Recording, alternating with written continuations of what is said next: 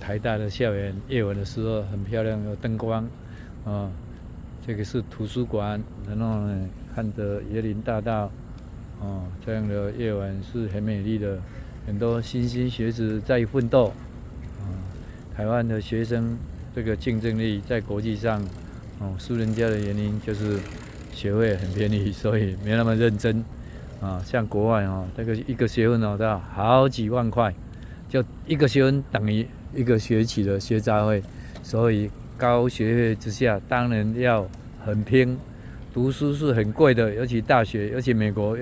的私立大学贵得要命，所以贵的话才会心疼，才会拼。我们不希望说高学费再来拼。这个大学的窄门现在已经变宽门，所以呢，努力奋斗的人可能因为这样比较少，但是将来出路怎么样就不晓得。拜拜。